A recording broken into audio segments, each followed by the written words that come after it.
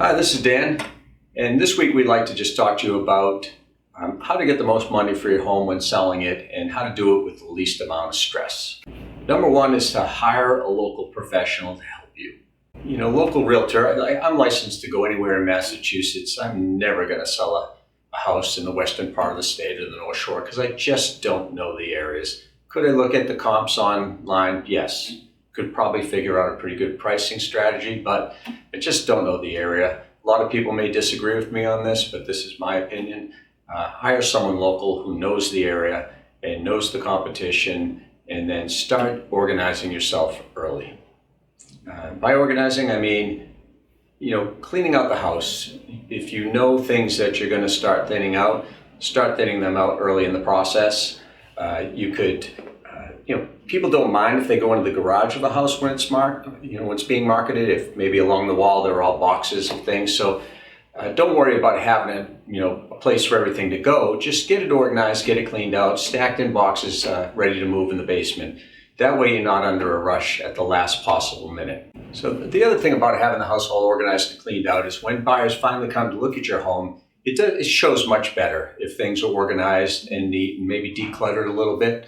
That doesn't mean you have to get rid of everything in your home. It just means create an open space, create an open palette so people can envision this being their home. So depersonalize it a little bit.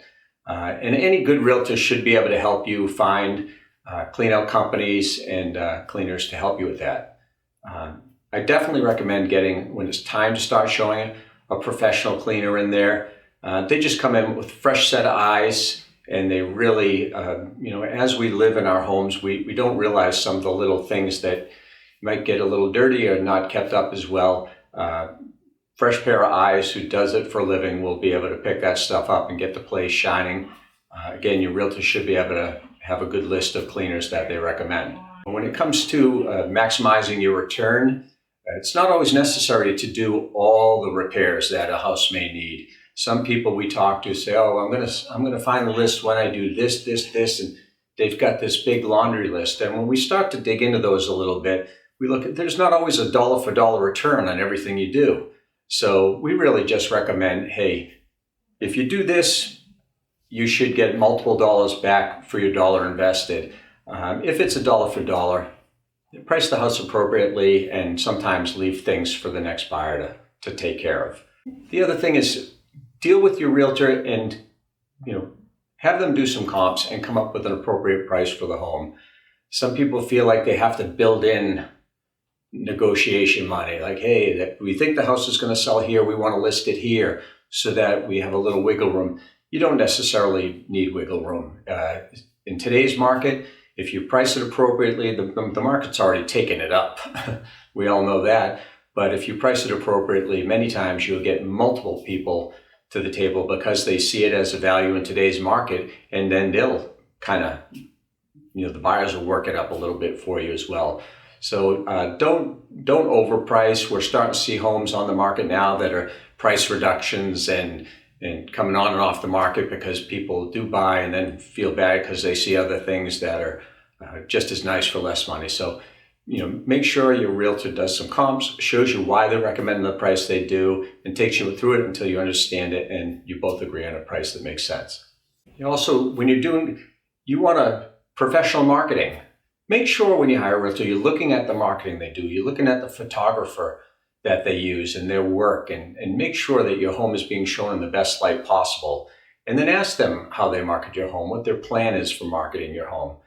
And you really want to kind of get it out there as far and fast as possible, shining in the best light possible right from the beginning. And that's going to create a lot of demand right out of the gate for you and more than likely get you multiple offers so that you can get the most for your home.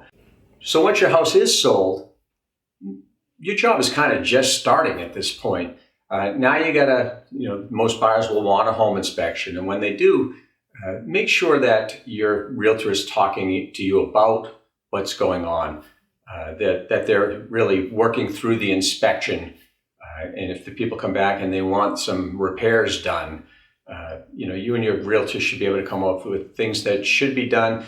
The inspection period isn't a time to start renegotiating price. No, I want the front of the house painted. I want all new carpet. that's stuff they saw when they made the offer. So we're looking for things that they might not have seen, like, hey, seems like your blower on your furnace is on its last leg, or we didn't notice, but there are some cracks in your roof, things like that. So electrical issues that might be a safety issue. But any good realtor should be able to work you through those and help you to negotiate those to a kind of a win-win. It's not necessarily that you don't want to do anything. You certainly don't want to leave someone with a home that's not safe. But of course, you don't want to finance a full remodel either. It's got to be things that just weren't seen when they were walking through, or things that came up as a safety issue that no one really knew about. So when you're talking about repairs and what you shouldn't do, it's really one of the most bang for your buck is to just work on the curb appeal. If there are small things you can do, maybe a little bit of landscaping, maybe touch up the front of the house, paint a front door, little decorations, things like that out front. Really, that's the first image they have of your house when they're approaching your home, is the front of the house. So do little things to dress that up and to make that as warm and inviting as possible. And stay patient, stay calm. Under the best of circumstances, selling a home or buying a home, it can be a stressful process. So, rely on your agent to take some of that stress off you. Get someone you trust so that you feel good about the process. And if you have any questions, always ask. We find that the people that ask the most questions, and when we're working with them and explaining what's going to happen next through the whole process, the stress level comes way down there. And then rely on them to supply you with a list of people that can help you, from the cleaners to contractors that might make repairs, to the moving company, to attorneys. So really rely on your agent to help you. They should have a good, strong network of people that can help you get everything done and help you move to your next stage of your life with as little stress as possible. And then lastly, expect delays. It's going to happen a day here, a day there. There's a lot of moving parts in the current environment. There's so much happening that one side or the other may find a delay because the bank didn't get their pre-approval done in time, or their loan commitment or something like that.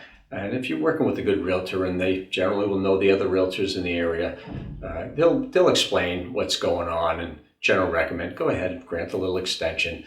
So expect it. More often than not, just small delays happen, and they're generally not a big deal. It's just part of the process. But just expect them so you don't get too nerved up, and talk to your realtor if you have any questions about it, just to keep your stress level down. And it's kind of it. We just find when the communication is good and you know what's happening next. So always ask your realtor, if they're not offering it up beforehand, ask them, what's next? What's next? Just keep asking that question. Now what happens?